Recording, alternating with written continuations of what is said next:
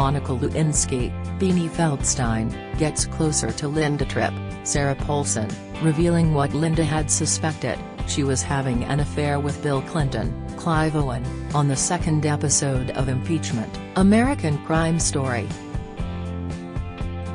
Last week's premiere set up how Monica and Linda first met, with Monica sent to work at the Department of Defense, just as Linda was sent there after working in the White House.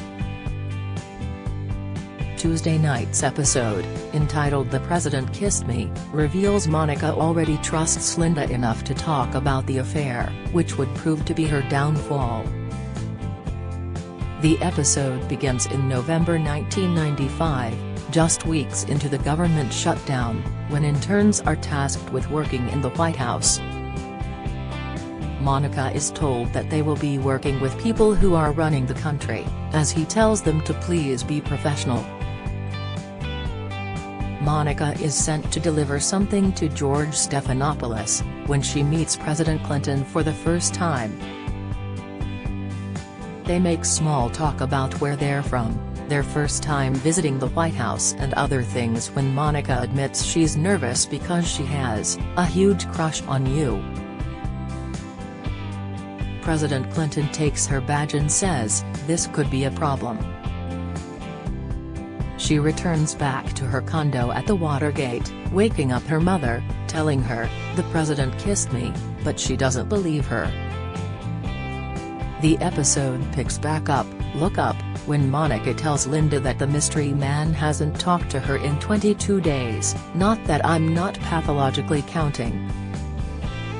Monica says her friend is in town and Linda says she should go out with her friend, and then she insists on taking her antiquing.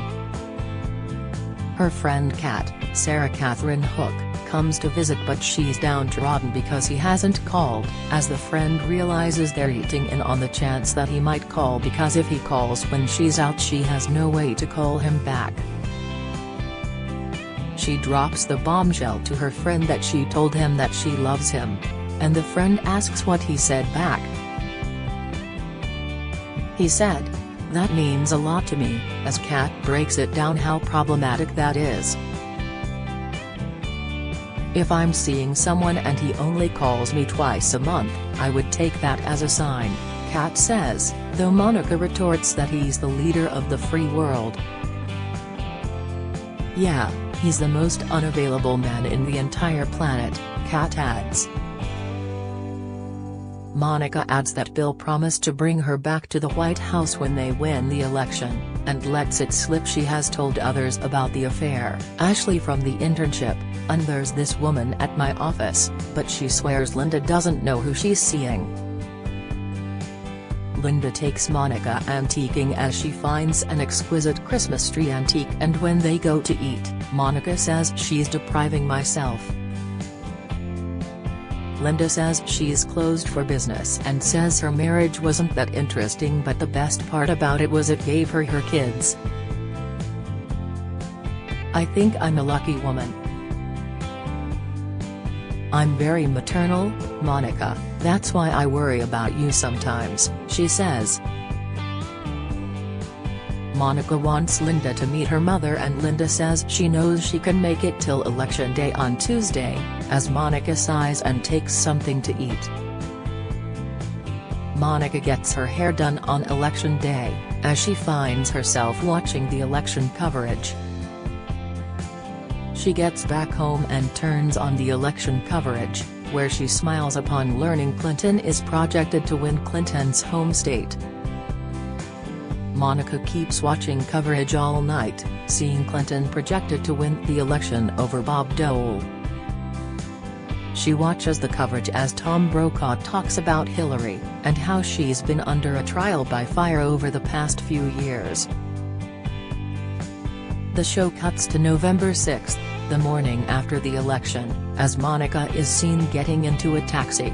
But back at work, Linda notices Monica isn't there. She's actually at the rally for his re-election, where he's seen giving her that now infamous hug in front of the cameras. After the hug, he leans in and says something else to her, but it's not heard what was said. Monica wakes up in her bed alone when the phone rings. But it's her friend Kat instead of Bill. It's been 2 weeks since the election, but Kat tells her to just call him. Linda catches up with Monica in the cafeteria, but she's in no mood to talk, finally revealing that she's not coming back.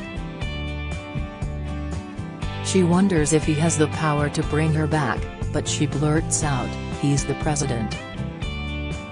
We had an affair. It's over." Linda peppers her with questions, asking when it started, with Monica saying at first it was just public events, adding, "When that man focuses his attention on you, the world stops." For months, it was this flirtation and I didn't think anything more would happen, and then suddenly the shutdown and I was working in the White House. And there he was, just a few doors away. She's seen casually showing Bill her underwear, which he catches a glimpse of and smiles, insisting that it was incredibly hot. Monica then arrives in the Oval Office with a pizza, and the first thing she says, "I can't believe it," and neither could he. It was magnetic, it was unstoppable. I couldn't breathe around him. It was beyond anything I had ever experienced, she says, while Bill leads her deeper into the office. Monica jokes that he works from home and she doesn't know what he's complaining about. He tells her she makes his day better and she says he probably doesn't remember his name, and he asks what kind of name Lewinsky is before they start kissing. She tells Linda that they would find ways to bump into each other, and she says they bought gifts for each other. "It was the best 9 months of my life," Monica says. She said one day she got a call saying she was being moved to the Pentagon because she was seen around him too much. She says her friends think she should be institutionalized, and she realizes that he's never going to bring her back to the White House. Monica says she's going to fly to Portland and see her friend Kat, so I can try to stop thinking about him for 1 fucking minute. "I feel so stupid." She apologizes to Linda for unloading all of this stuff, and Linda says she thinks it's not over because it was so intense. "You are sitting here in the Pentagon right now because you were a threat, Monica," Linda tells her. Linda says there are at least 10 women there he had something with, but they are still there because he doesn't care about them, and he sent her away because he does care. Linda says she's not thinking clearly about this, but Monica says, "I think, sadly, I am." After lunch, Linda says she shouldn't leave town because she thinks he's still gonna call, adding, "If you miss that, you're never gonna forgive yourself." Monica gets home and starts unpacking when the phone rings. And it's Bill. "I'm sorry my voice sounds funny. I think I've got laryngitis," Bill says, adding he missed her voice. "I don't want to talk about me." "What have you been up to?" Bill says. Linda is at home heating up her microwave dinner and watching some classic TV when Monica calls her and says Linda was right. "Linda, I can't believe it." "How did you know?" Monica says. "I have a gift, Monica. It's just that no one sees it," Linda says with a nefarious tone in her voice. Paula Jones goes to meet with her lawyers, but she brings Susan Carpenter McMillan, Judith Light, who is an advocate for conservative feminism. Paula tells the lawyers that Susan thought she was being treated unfairly and that anything they want to say they can say in front of Susie. The lawyers say that the president's lawyers think he's immune to lawsuits like this, but the Supreme Court is ruling on whether or not he can. Susan thinks Paula should do some television to get some publicity, but the lawyers think television is a bad idea. And Coulter, Kobe Smulders, meets with her boyfriend George Conway, George Salazar, and fellow conservative lawyers Jerome Marcus, James Thomas Gilbert, and Richard Porter, Christopher Wallinger, telling them she just got fired from MSNBC. She says that she was fired by arguing with a simpering peacenik about landmines in Vietnam and told him he was why they lost the war, only to realize he was a Vietnam veteran who lost both of his legs. The upside of her firing, though, is she's available to help them now, as they reveal they're preparing briefs to help Palace lawyers. She adds she can't wait for the deposition, joking, "Mr. President, what specifically is wrong with your penis?" Jerome insists this is not to embarrass the president, but to constrain a president who has engaged in illicit activities.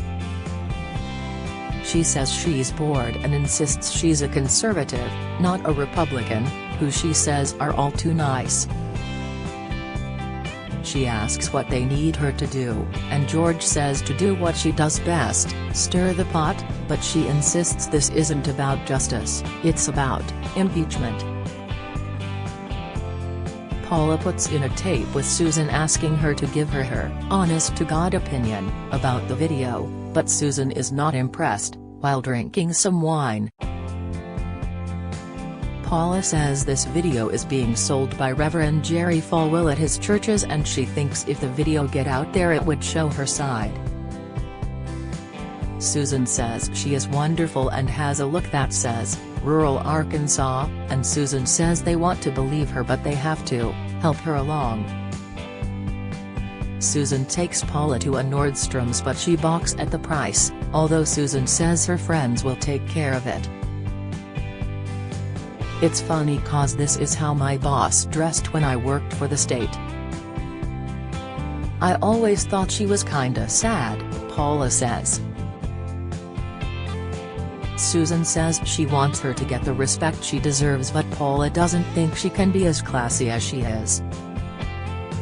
Susan says she is going to buy her that suit and take her to lunch.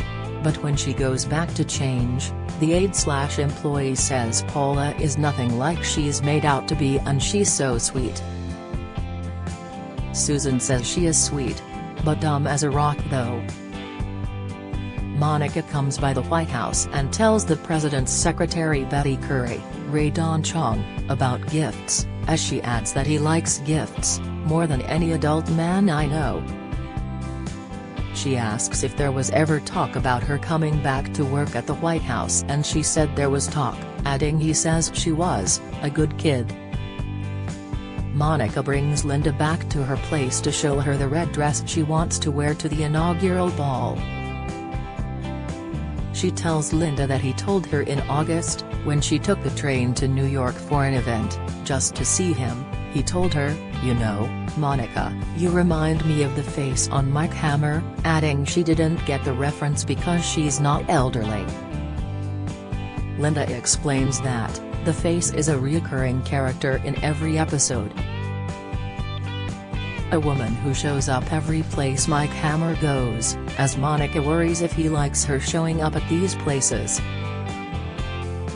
Monica keeps wondering what to do as Linda says she remembers these events so precisely, adding maybe there is a pattern.